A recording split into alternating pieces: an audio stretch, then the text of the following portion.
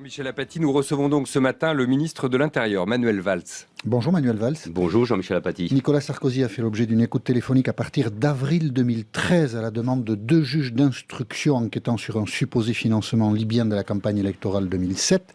Ces écoutes téléphoniques ordonnées par la justice ont été réalisées par des policiers, c'est-à-dire par des fonctionnaires qui travaillent sous votre autorité. Manuel Valls, à quel moment avez-vous été informé de ces écoutes téléphoniques ? À l'occasion des révélations du Monde, s'agissant des écoutes de l'ancien président de la République et de son avocat. Vous l'avez appris par la presse comme nous ? Absolument. Je savais qu'il y avait une enquête concernant Nicolas Sarkozy sur le financement ou la présomption de participation d'un État étranger, la Libye, dans le financement d'une campagne électorale, celle de Nicolas Sarkozy en 2007.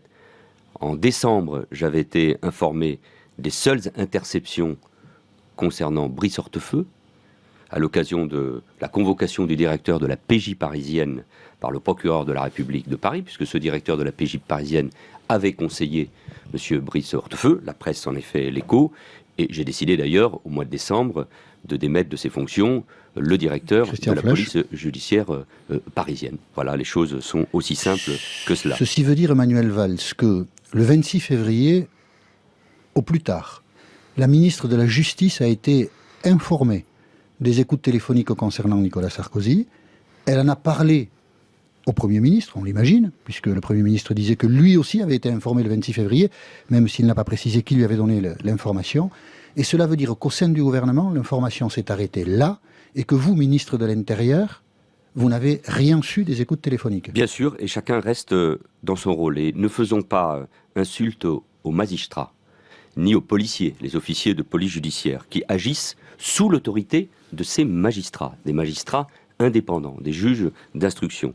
Et dans des affaires et sur des actes d'investigation de cette nature, ces professionnels du droit, je parle aussi bien des magistrats que des policiers, savent parfaitement prendre leurs précautions qui s'imposent pour préserver l'enquête, même à l'égard de leur ministre de tutelle. Les temps, Jean-Michel Apathy, ont changé, ainsi que la conception des conduites des enquêtes. Je réponds... On a du mal à croire, Manuel Valls, pour être très clair, que, en admettant que les fonctionnaires agissent comme ils doivent le faire, on a du mal à croire que la ministre de la Justice ou le Premier ministre, quand ils ont eu cette information qui n'est pas mince, ne vous en est pas parlé. Mais il faut le croire. J'ai répondu à ces questions, et je répondrai à toutes vos questions. Mais moi, je veux dire stop, au fond, à ce climat d'hystérisation collective. Dans ce contexte, chacun doit assumer ses responsabilités, puisque les Français nous regardent, nous écoutent, ils sont attentifs à ce que nous faisons et à ce que nous disons. Dans notre démocratie, il y a des principes fondamentaux. L'indépendance de la justice, la séparation des pouvoirs, qui transcendent les clivages politiques, l'indépendance des magistrats, ou la présomption d'innocence, nécessite là aussi d'être profondément respectée. Et la justice, dans notre pays, a besoin plus que jamais de sérénité. Nous assistons à une opération grossière, politique, qui vise à mettre en cause, et c'est ça qui m'inquiète, la justice. Il y a une volonté systématique de fragiliser la magistrature, d'affaiblir la justice, et ça n'est pas acceptable. Ce sont des pratiques qu'il faut renvoyer, Jean-Michel Apathy, au passé. Ce gouvernement pose en principe fondamental l'indépendance de la justice. Je vous rappelle que le président de la République souhaite une réforme du Conseil supérieur de la magistrature pour assurer encore davantage son indépendance. Cette réforme nécessite une révision constitutionnelle que refuse aujourd'hui l'opposition. Ce gouvernement, ce président de la République veulent l'indépendance de la justice. Et les procédures ont été pleinement respectées. Une information aussi importante qu'un ancien président de la République est sur écoute est connu par le Premier ministre le 26 février et il n'en dit rien à son ministre de l'Intérieur. Vous le regrettez ? Non, pas du tout. Ça vous paraît normal ? Chacun reste dans son rôle. Ça me paraît tout à fait normal. Et le président de la République a été informé quand ? Le président de la République... C'est quand même une information qu'il faut bien partager. Laissons de côté le président de la République. Pourquoi ? Il est garant de l'indépendance de la justice. Le Parisien. Il a dit lui-même qu'il recevrait ou répondrait aux magistrats et aux avocats. Il lui appartient, dans sa fonction de chef de l'État, de préserver l'indépendance de la justice. Le journal Le Parisien a écrit ce matin que le président de la République a été informé de l'existence de l'écoute téléphonique concernant Nicolas Sarkozy. Le 4 mars, donc de l'existence de l'écoute. C'est-à-dire le jour de la perquisition du cabinet de l'avocat et du magistrat qui sont concernés par... Oui, mais vous la avez violation raison, du Jean-Michel secret Apathy, de d'instruction. rappeler ces faits. Parce que les juges Et vous travaillent. confirmez que le président de la République a été informé à ce moment-là, Je crois le que 4 cette mars de information l'écoute? est juste. Mais les juges travaillent en ce moment. Vous En l'avez tout cas, vérifié hier, depuis quelques mois.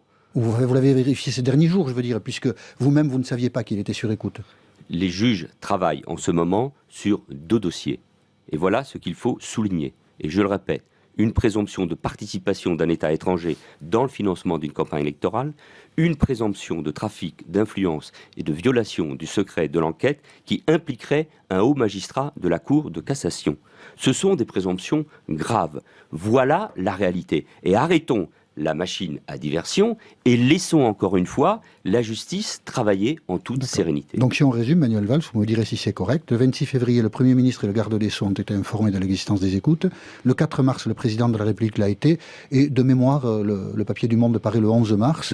Vous ne l'avez su qu'à ce moment-là. Le papier du Monde paraît Non, le pas 7 11 mars, le pour 7 être mars, le 7 précis. mars. Et c'est normal, et Et nous vous ne l'avez respectons appris, vous les ne l'avez appris procédures. qu'à ce moment-là. Et quel intérêt d'être mis au courant? Puisque ne sais de pas. toute façon, et le Premier ministre et la garde des Sceaux l'ont rappelé, personne n'était au courant sur le contenu de ces écoutes. Nous respectons le travail de ces magistrats, de ces juges d'instruction qui agissent encore une fois de manière tout à fait indépendante. Pourquoi la ministre de la Justice a nié lundi soir avoir eu connaissance avant la presse de l'existence de ces écoutes? C'est une faute? La ministre de la Justice ne pouvait pas être au courant avant le 26 février, Mais elle l'a puisque été à le partir parquet du 26 lui-même ne février. disposait pas de l'information. Et depuis le 26 février Pourquoi ne et l'a-t-elle pas l'ouverture, soyons précis, d'une nouvelle information judiciaire, le Premier ministre, hier soir, a rappelé que personne au gouvernement n'a eu accès au contenu de ces écoutes. C'est évidemment toujours le cas aujourd'hui. Et il faut s'en tenir aux faits Christian et Taubira a-t-elle aux commis principes. une faute en ne disant pas lundi soir, je l'ai su dès le 26 février? Mais enfin, pas du tout. C'est un mensonge d'État, disent certains. Mais ces accusations sont grotesques. Mais elle a Écoutez, menti. Ça fait, Elle Jean-Michel a Apathy, menti. ça fait... On peut convenir, on peut Non. faire ce constat tous les deux. Elle a Non, menti. ça fait depuis 10 jours, Jean-Michel Apathy. Elle a menti. Depuis 10 jours, la vie politique vit au rythme de ce qu'on appelle l'affaire Copé, c'est-à-dire la subfacturation d'un certain nombre d'éléments de la campagne présidentielle de 2007.